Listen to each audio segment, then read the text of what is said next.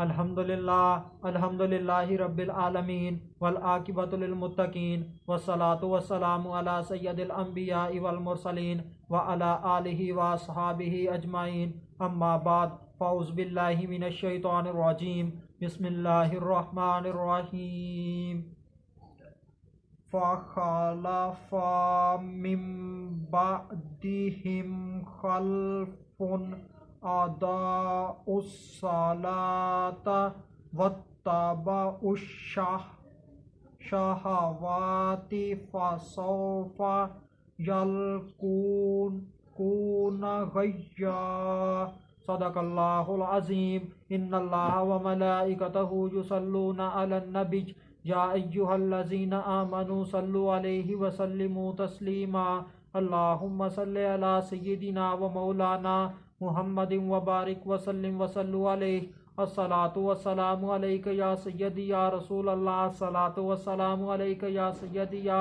حبیب اللہ الصلاۃ والسلام علیک یا سیدی یا محمد الرسول اللہ صلی اللہ علیہ وآلہ وسلم۔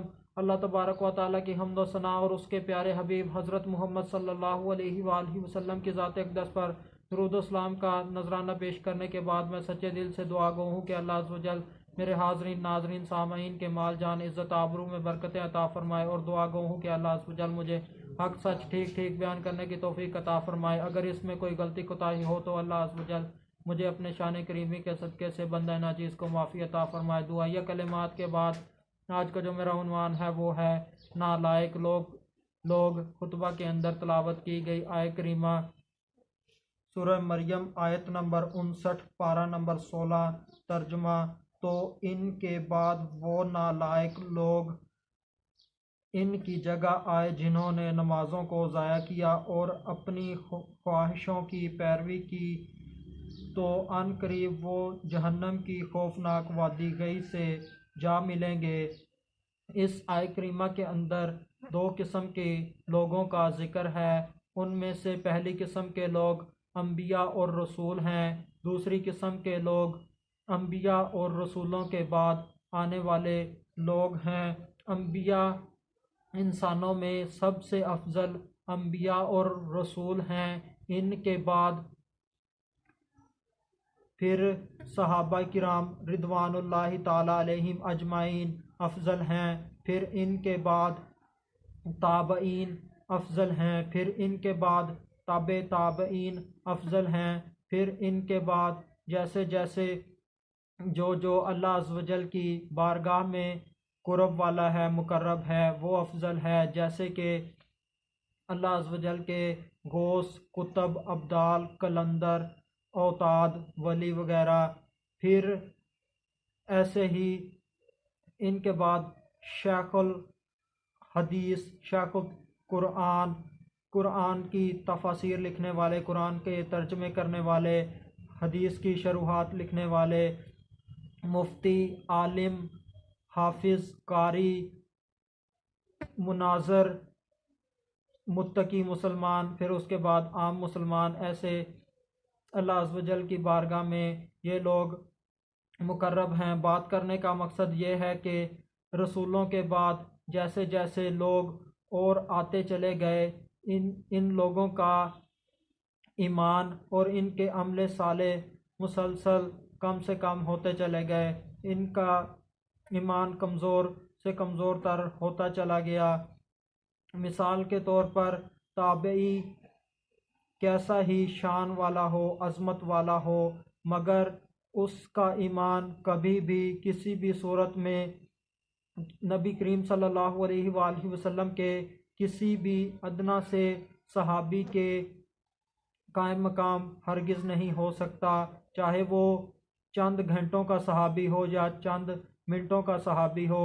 نبی کریم صلی اللہ علیہ وآلہ وسلم کے کسی بھی صحابی کو ادنا کہنا، یہ نبی کریم صلی اللہ علیہ وآلہ وسلم کے صحابہ کی توہین ہے۔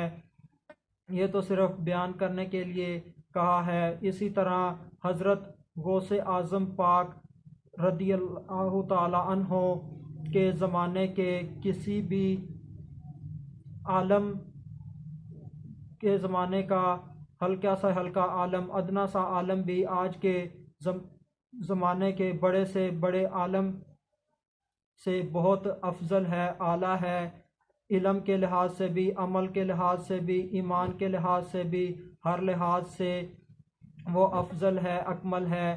بات کرنے کا مقصد یہ ہے کہ جس کا زمانہ جتنا نبی کریم صلی اللہ علیہ وآلہ وسلم کے زمانے کے قریب ہوگا وہ لوگ افضل ہوں گے، اعلیٰ ہوں گے بعد میں آنے والے لوگوں کی نسبت، مگر شرط یہ ہے کہ وہ ایمان والے ہوں، متقی ہوں، پرہیزگار ہوں۔ بات کرنے کا مطلب یہ ہے کہ اگر ہم اوپر سے نیچے کی طرف آئیں، یعنی کہ نبی کریم صلی اللہ علیہ وآلہ وسلم سے، پھر ان کے بعد صحابہ، صحابہ کے بعد تابعین، تابعین کے بعد تبع تابعین، تو ایسے اس حالت میں لوگوں کا، مسلمانوں کا جو عمل ہے وہ مسلسل کم سے کم ہو رہا ہے، عمل صالح کم سے کم ہو رہے ہیں، اور ان کا ایمان ہلکا سے ہلکا ہوتا چلا جاتا ہے۔ اور اسی طرح اگر ہم نیچے سے اوپر کی طرف جائیں تو ہمارے اسلاف کا، ہمارے بزرگوں کا ہم سے عمل صالح زیادہ ہیں، ان کا ایمان ہم سے افضل ہے، مضبوط ہے، اکمل ہے، اللہ عز و جل کی بارگاہ میں ان کا زیادہ مرتبہ ہے۔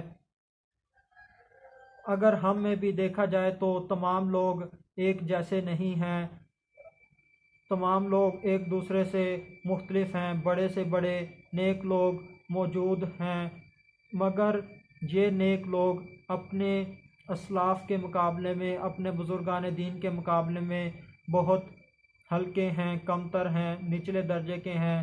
جیسے کہ اللہ کے ولی آج بھی موجود ہیں، بزرگان دین آج بھی موجود ہیں، اللہ کے مقرب بندے آج بھی موجود ہیں، شیخ القرآن آج بھی موجود ہیں، شیخ الحدیث آج بھی موجود ہیں، قرآن کے ترجمے تفاسیر کرنے والے آج بھی موجود ہیں، حدیث کی شروحات پر کتابیں لکھنے والے آج بھی موجود ہیں، مفتی آج بھی موجود ہیں، عالم آج بھی موجود ہیں، مناظر آج بھی موجود ہیں، قاری آج بھی موجود ہیں، حافظ آج بھی موجود ہیں، متقی لوگ آج بھی موجود ہیں، عام مسلمان سب موجود ہیں، مگر وہ انہیں اپنے آباء و اجداد کے ساتھ نسبت نہیں ہے، وہ بہت اعلیٰ ہیں، افضل ہیں، اکمل ہیں، اور یہ ان کے مقابلے میں ادنا ہیں۔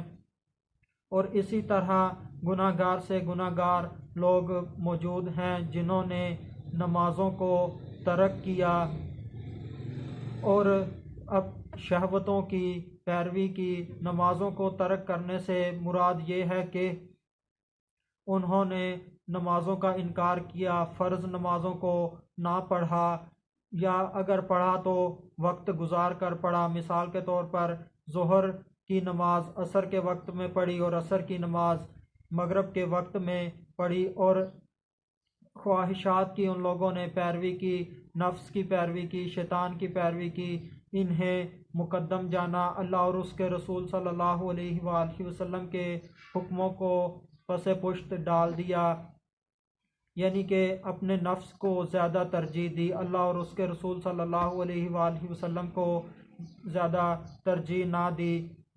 تو ایسے لوگوں کا اللہ عز و جل نے اس آیت کے اندر انجام بتایا ہے کہ وہ کس انجام سے دوچار ہوں گے۔ ان قریب ایسے لوگوں کو جہنم کی ایک وادی گئی میں ڈال دیا جائے گا۔ گئی ایک جہنم کی ایک وادی ہے۔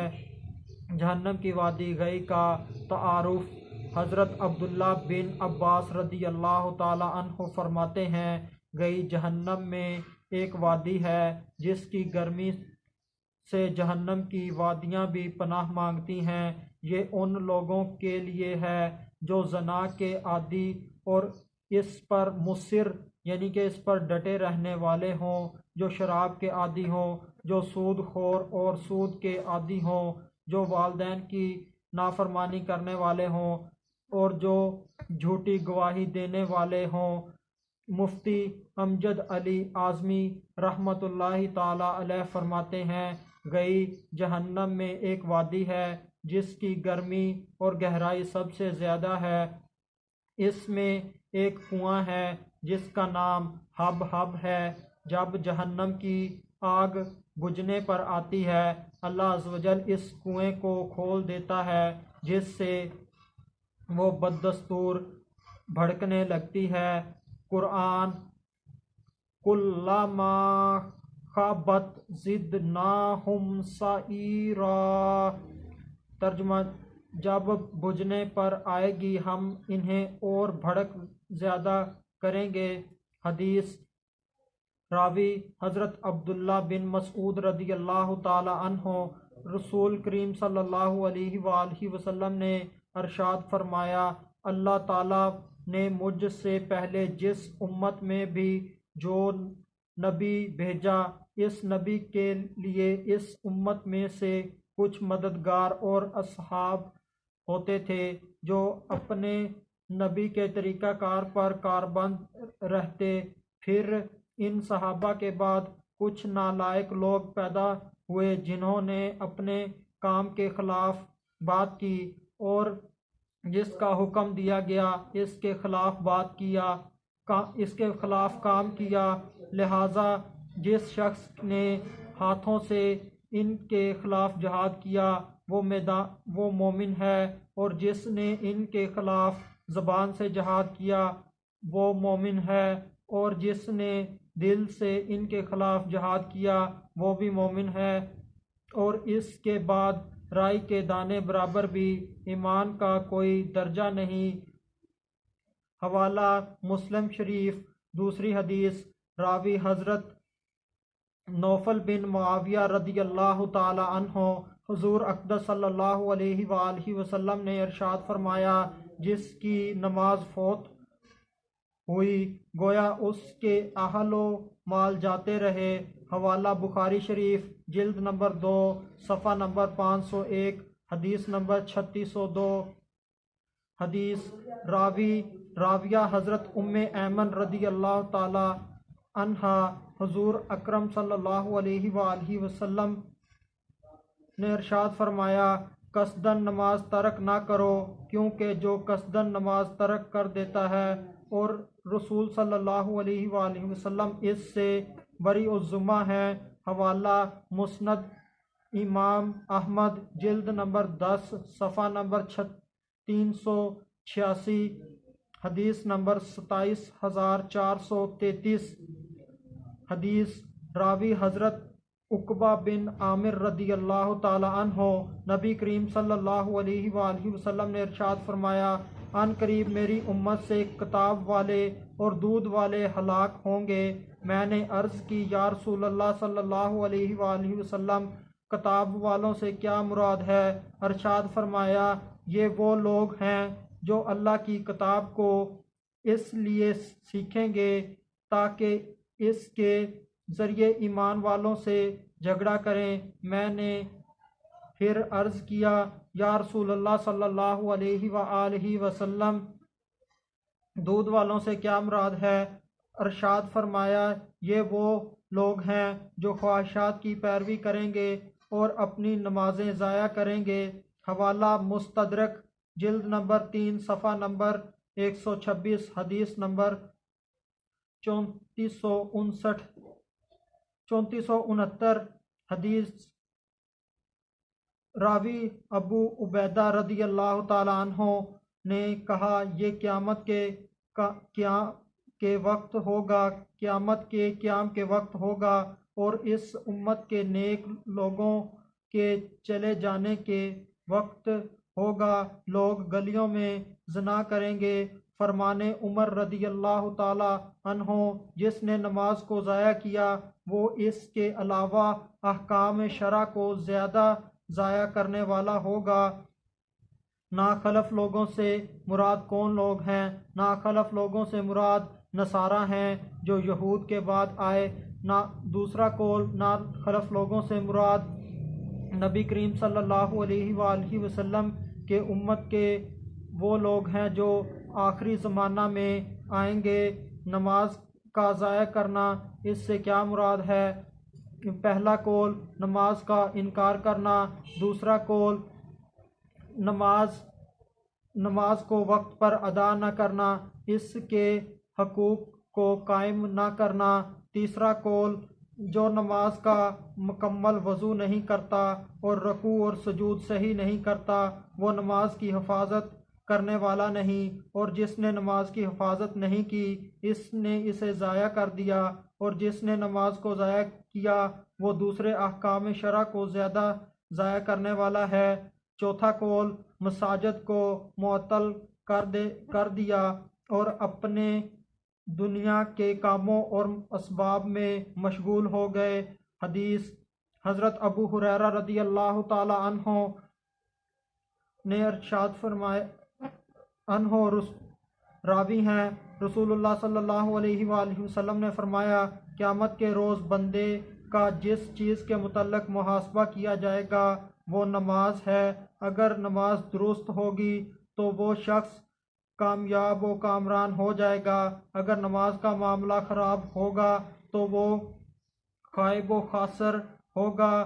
حدیث قدسی، میرا بندہ نوافل کے ذریعے میرا قرب حاصل کرتا رہتا ہے حتیٰ کہ میں اس سے محبت کرتا ہوں، اور انہوں نے شہوتوں کی پیروی کی۔ اس سے علی رضی اللہ تعالیٰ عنہ کی مراد وہ لوگ ہیں جنہوں نے پختہ مکان بنائے، قابل دید سواری پر سوار ہوا اور مشہور اور شہرت والا لباس پہنا۔ آخر میں اللہ عز و جل سے دعا ہے کہ اللہ عز و جل ہمیں نماز پڑھنے کی توفیق عطا فرمائے اور نفسانی خواہشات سے بچنے کی توفیق عطا فرمائے۔ اللہ اور اس کے رسول صلی اللہ علیہ وآلہ وسلم کی اتباع کرنے کی توفیق عطا فرمائے۔ وما علینا الا البلاغ المبین۔